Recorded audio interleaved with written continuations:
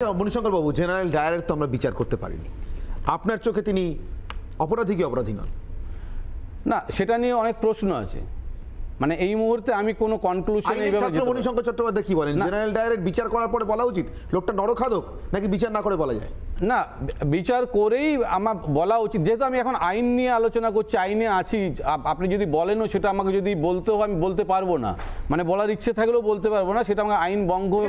প্রশ্ন মণিশঙ্কর বাবু, আইন যখন আপনার নৈতিকতার হাত পা বেঁধে দেয় তখন কি আপনি সত্যি সত্যি আইনটাকে মানুষের জন্য ব্যবহার করছেন, না পেটের জন্য ব্যবহার করছেন, নাকি চুরি দুর্নীতি লুকোনোর জন্য ব্যবহার করছেন? না, আইন তৈরি করেছে কে? মানুষই তৈরি করেছে। তাহলে সমাজ ব্যবস্থাটা যেরকম যেরকম সিস্টেমের মধ্যে যাবে সেই সিস্টেমের মধ্যে আইনটা তৈরি হবে। যার জন্য দেখুন আজকে অ্যামেন্ডমেন্ট হয়েছে। অ্যামেন্ডমেন্ট শুধু না, একসময় পাথরের অস্ত্র তৈরি করেছিল, আগুন জ্বালাতে শিখেছে, ঘরবাড়ি করেছে, আমরা এমন করে পিছিয়ে যেতে যেতে তো কোথায় পৌঁছে যাব? আচ্ছা তাহলে বলুন মণিশঙ্কর বাবু, আপনি কি ম্যাজিকে বিশ্বাস করেন? না, ম্যাজিকে বিশ্বাস করি না। আজকে বলুন, ম্যাজিকে বিশ্বাস করেন? আজকে বলুন না। করেন না? না, ম্যাজিকে আমি কেন বিশ্বাস করতে যাব? তাহলে চাকরিগুলো চুরি হয়ে গেল, ম্যাজিক হয়ে গেল, ভ্যানিশ হয়ে গেল। না, এটা নিয়ে আমার যেটা সবথেকে বড় প্রশ্ন লাগে, যেটা আমি টক শো বলার সুযোগ পাই না, যে আইনজীবীরা যা এবং যে নেতারা এই দুর্নীতির বিরুদ্ধে যাচ্ছেন এবং যারা এই বসে বসে ধর্ণা দিচ্ছেন, তারা কিন্তু একটা দেশ, মানে যাদের চাকরি চলে যাওয়ার জন্য কনফার্মেশন করছেন, কিন্তু এদের চাকরি পাওয়ার কোনো কনফার্মেশন করতে পারছেন না, এবং কোন বলে কোন আইনের বলে চাকরিটা পাবে সেই দিশাও দেখাতে পারছে না। ফলে যারা স্টুডেন্ট আছে তারা কিন্তু একটা কনফিউশনের মধ্যে আছে, এবং আমরাও কনফিউশনের মধ্যে। মার্ডার হওয়ার পরে সেই মানুষটাকে তো আমরা বাঁচাতে পারবো না, তাহলে কে মার্ডার করেছে সেটা খোঁজ করে কি লাভ, তাই না? ব্যাপারটা খালি এরকম দাঁড়াচ্ছে। আমি জানি না ময়ূক অনির্বাণ তাই মনে হচ্ছে কি? আপনাকে স্পেসিফিক্যালি একটা জিনিস জিজ্ঞেস করছি। আমি ধরে নিলাম যে সত্যি কোনো দুর্নীতি হয়নি, ধরে নিলাম কোনো চুরি হয়নি, অপাকে চেনেন? অপার নামটা শুনেছি। চেনেন? নাম শুনেছি, সেটা তো আপনাদের দেওয়া নাম। দেখেছেন তো? অপা বলে আমি কারণ নাম শুনিনি। অপা বলেও কেউ নেই, ওই কাল্পনিক চরিত্র। কিন্তু পুলিশ আছে তো, পুলিশের মেরুদণ্ড আছে তো।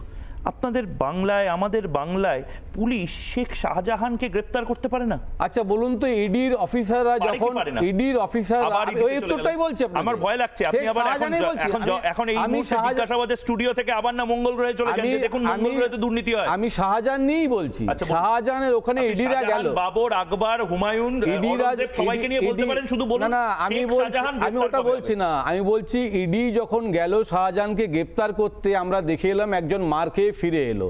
তার মানে উনি যখন পুলিশের চাকরিতে ট্রেনিং নিয়েছিলেন, পড়াশোনা করেছেন, সেটাই শিখেছেন, যাবেন মার খেয়ে চলে আসবেন, সেটাই যদি আমি মেনে নিই। কি বলছেন আপনি? একজন কেন মার খেয়ে আসবে? কেন পুলিশকে বন্দুক দেওয়া হয়েছে? মানে কেন মার খেয়ে আসবে কেন? আচ্ছা, এইটা আপনি জাস্টিফাই কেন?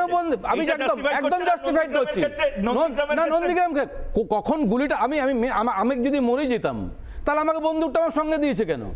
আমি এবার হিসেবে বলছেন নাকি বুকে কংগ্রেস মাথায় তৃণমূল বুকে কংগ্রেস মাথায় কেন? আমাকে পুলিশ হিসেবে আমি গেছি। আপনাদের আইন কি বলে? সামনে যেখানে মব থাকে, যে মবের প্রথম সারিতে থাকেন মহিলারা, সেখানে 4 জন 5 জন যারা পুলিশ কর্মী রয়েছেন, সিআরপিএফ রয়েছেন, তাদের সেই অবস্থায় পাল্টা গুলি চালানো উচিত? গুলি চালানোটা কোনখানে উচিত সেটা আমি ডিটারমাইন করছি না। আমি বলছি আমাকে যদি কেউ মারে, আমার রাইট টু ডিফেন্স আমার থাকবে না?